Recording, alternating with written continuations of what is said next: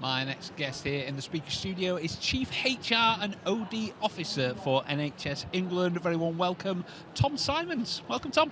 Thank you, Simon. Really pleased to be here. I say it's our pleasure. Chief HR and OD Officer, tell us exactly what that means. Yeah, well, we were joking before we came on air about the job title, but very simply, responsibility for HR services across the NHS in England. And so that's all the things that you'd be really familiar with, recruitment, temporary staffing, how we think about things like culture, change, and I've got the privilege of leading those services for the NHS in England. Big challenge then. Yeah, I'd say so, at the moment particularly, absolutely, but real big opportunities. Lovely to be here at Confed and see all the things that are happening, particularly in the field of workforce and people, and how absolutely crucial that is to the NHS's plans, right? I say you are the man to ask this question. I've asked a few people already today. If people are looking at the NHS as a career, if they're thinking of stepping into it for the first time, what would you say to someone who's thinking about joining the NHS? Well, there is no organisation like it pretty much in the world. And we talk about the NHS being a religion in this country, and rightly so, because for employment, it offers probably the most diverse set of careers, the most fulfilling type of organisation you can work for, and I would say this, wouldn't I, probably the most purpose-led organisation this country has. And we've seen that in the last 4 or 5 years. What an incredible organisation it is, called upon in a moment of need. And so if you want to join, whether you want to come as a porter, cleaner, nurse, doctor, paramedic, and hundreds and hundreds of different career paths, and have the most fulfilling career that you could have. Of course challenging, of course difficult at times, but this is a place to come. And do you think that there's sort of certain niches that you need particular people for, or is it across the board? Are you always looking to enhance the talent pool, if you like? Yeah, so we're absolutely always recruiting, of course.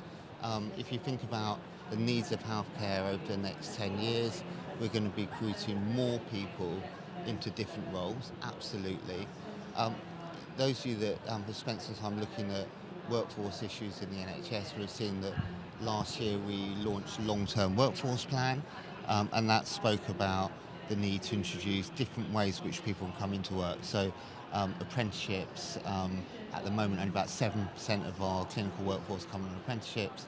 That's going to be about 22% by 2031. And of course that's really attractive for people coming into employment, into the workplace, apprenticeships, but also for those that are in the NHS today, about how they might grow and change their careers. So an amazing place to come and work. Please talk about that to everyone, right? And do you see a lot more people sort of diversifying and wanting to change careers? Obviously stay within the NHS, but do a different role than they originally came into the industry in? Yeah, so what you see is a lot of movement into lots of different roles, and roles changing and growing within the NHS. Where previously I think roles were quite sort of ring fence. It was a nurse who did this, or it was a doctor that did this. And we're blending and mixing those care teams in a way that hasn't been seen before. And actually, you might remember going to a vaccination centre during COVID, right?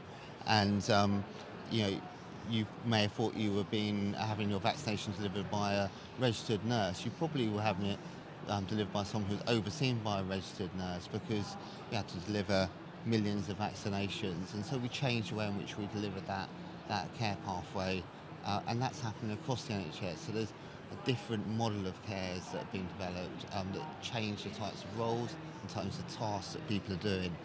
So yes, absolutely, lots of movement, lots of change, and lots of opportunity.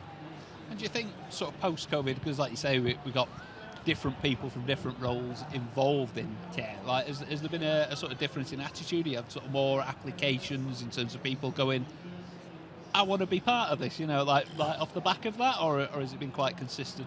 Well, I was doing this role. I'm doing this role now, but when COVID struck, I was in Chelsea and Westminster, which was one of the big London teaching trusts, and you know, it was staggering the support we had from our local population, from volunteers, from people that used to hold a health registration and wanted to step back in.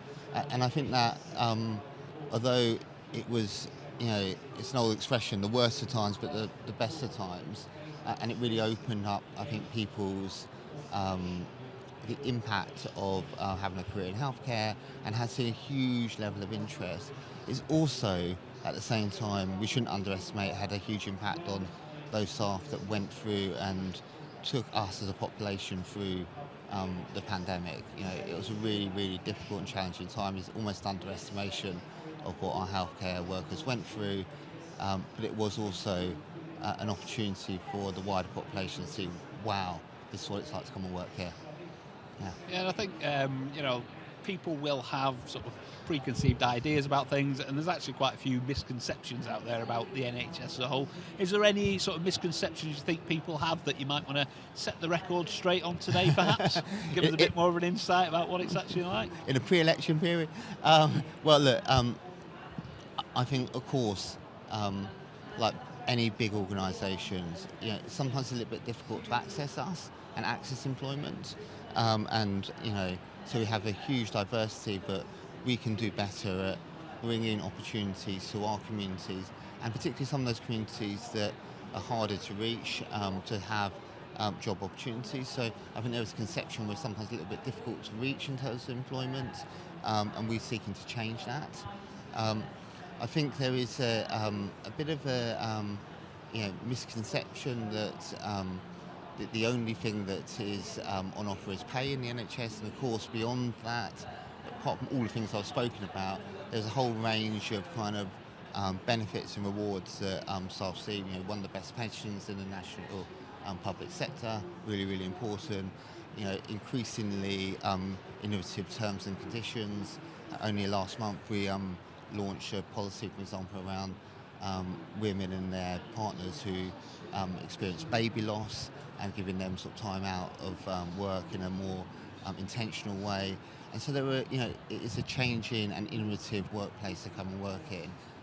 And from the outside, it may not always seem that way. So putting a record straight on that. No, absolutely, absolutely. And in terms of shows like the Confed Expo here today, how do you think this impacts people's attitude towards the NHS? What do you think they'll get out of it if they did come to a show like this? And do you think it would encourage, educate? What do you think it would do to their mindset in terms of their approach to the NHS and future careers? Yeah, well, look, it's great to be here. It's great to be here often with a lot of NHS colleagues and care colleagues.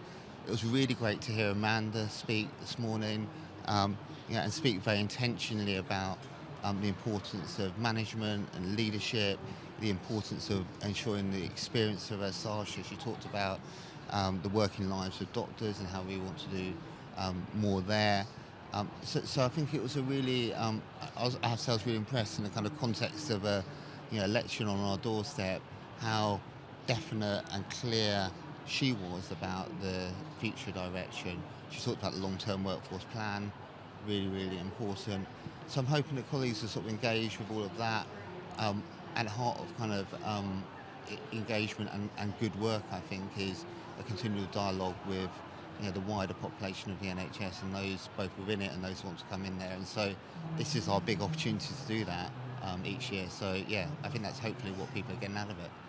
And in terms of just from a personal note, what are you getting out of the show today? Have you got any sort of key take-homes so far, or are you looking to engage, learn? Like, what's your sort of strategy for the next day or two? Yeah, well, to get around and see as many people as possible, to sort of get that kind of brain candy, I think, different ideas, have different type of conversations that are outside the normal. I spoke to one colleague this morning who was telling me about their completely different approach to psychological safety and how they think about incidents and how they should be dealt with in the National Health Service, and that really sort of built on the work from Amy Edmondson this morning around psychological safety. I was incredibly impressed by her work and her presentation this morning about what a difference that could make if we really lean into that, both in terms of how we manage, but also how the NHS thinks about safety. So things like that are already triggering, and we're only, a few hours into Confed. So, yeah, just great to be here. Fantastic. Well, I really appreciate your insights. Thank you very much for sharing that, and thank you very much for coming and joining us in the studio. Pleasure. Really nice to see you. And you enjoy the rest of the show. There we go. That was Tom Simon. Stay tuned, ladies and gentlemen. Plenty more content coming your way. We'll be back very soon.